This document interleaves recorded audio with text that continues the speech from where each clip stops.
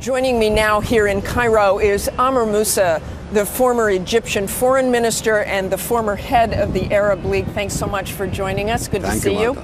Let me start with Syria and your reaction to news out of the U.S. that the United States is considering airstrikes if those chemical attacks are verified. Well, it is a political message, and I don't think that, or a warning message, that the chemical weapons should not be used.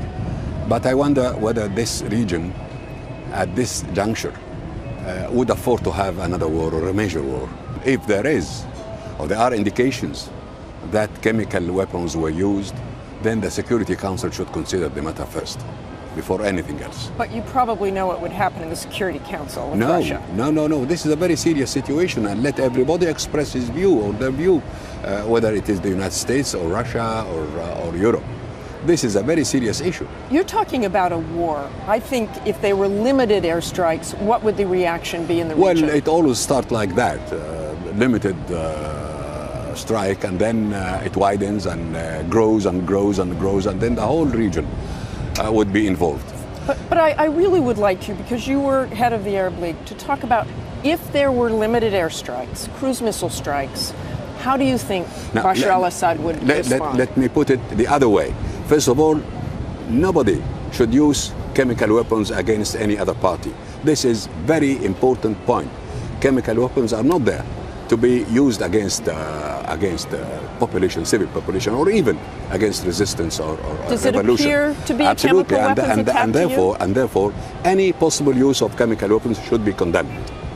But we need also a position taken by the Security Council. The Security Council should address this issue of the use of chemical weapons or the use of weapons of mass destruction that should be underlined in the Security Council before any action. Those are information. We are not sure. The United Nations has not really said, or any other organization has not really determined whether the chemical weapons have been used or not. This is a very dangerous thing, but things have to be verified in order to take a decision just like that, an airstrike or an invasion or whatever it is. Thank you so much for joining us. We appreciate your time. Thank you. And for more reaction, we are now joined by a group of journalists who have covered this region for years. Matt Bradley from the Wall Street Journal, Abigail Housloner from the Washington Post, and Ashraf Khalil from Time Magazine. Thank you all for joining us this morning.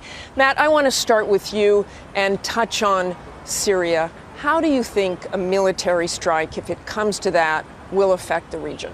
Well, the thing that U.S. policymakers really need to think about is that this is a conflict in Syria that's already been seriously internationalized. So we already have bombings in Tripoli in northern Lebanon targeting Sunni mosques. That was over the weekend. We have refugee situations in Jordan and southern Turkey. The regime in Syria is backed by Iran, so the implications for a metastasizing situation are already there. And if the United States interjects itself militarily into this situation, we're going to see what a lot of analysts are already describing as the turning point in a regional conflict between Sunni-allied states and Shia-allied states. So it's a very dangerous situation that a military intervention could make much bigger and much, much worse.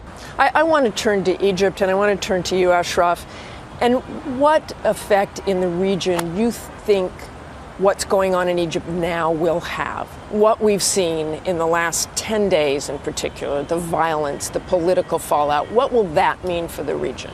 Well, it affects things on multiple levels. I mean, you've got, for starters, Egyptians have always regarded Egypt as essentially like the sun that the rest of the Middle East revolves around. And to an extent that's been a bit exaggerated, but there's a lot of truth to it, in that where Egypt goes, the rest of the Middle East has gone. We went through 30 plus years of stagnation and borderline self-loathing under Mubarak, and the rest of the region kind of got dragged backwards along with Egypt. And then when the Arab Spring happened, it was supposed to be this moment where Egypt kind of blossomed and dragged the rest of the Middle East into the modern era, into some sort of golden age of democracy. And now, as that is obviously faltering, it can't help but have very disturbing implications. Abby, I want to turn to you. I know you were right in the thick of it with the pro-Morsi camp that was cleared out by Egyptian security forces.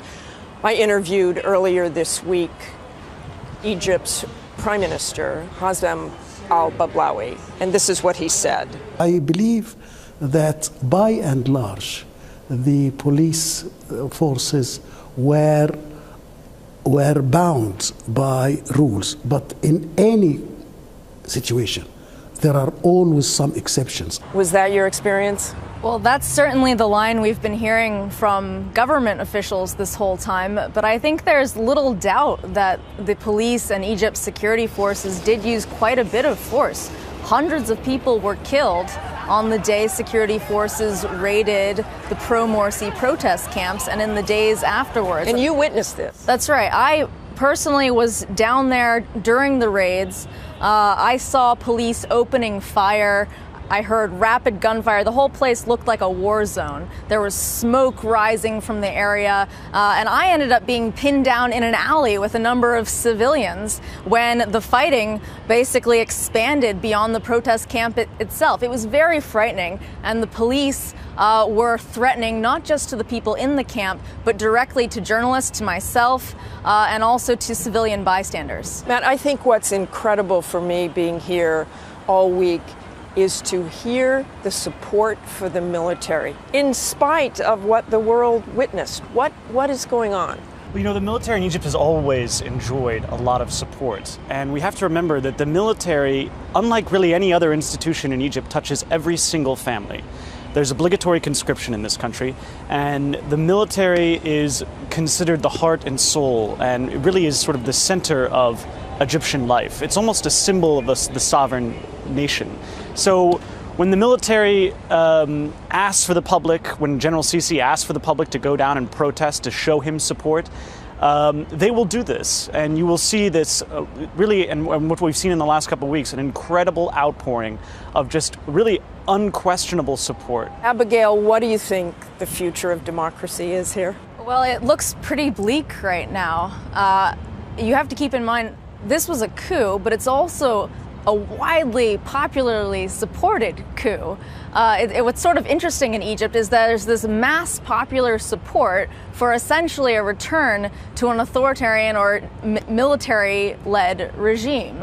A lot of people are really cheering on this crackdown on the Muslim Brotherhood. Ashraf, future of democracy. Very disturbing here in Egypt. I really think one of the big what-ifs for modern Egypt is what if the crowds that came out on June 30th to demand an early end to Morsi's presidency, what if they had also drawn a line and said, and we don't want any military involvement? If they had kept that up for a week, I think we might have seen some major concessions and possibly a total retreat by the Brotherhood in the face of this, when the people not only allowed but welcomed the military back. I think that really broke the country. Thanks for all of that insight. It was terrific talking to you.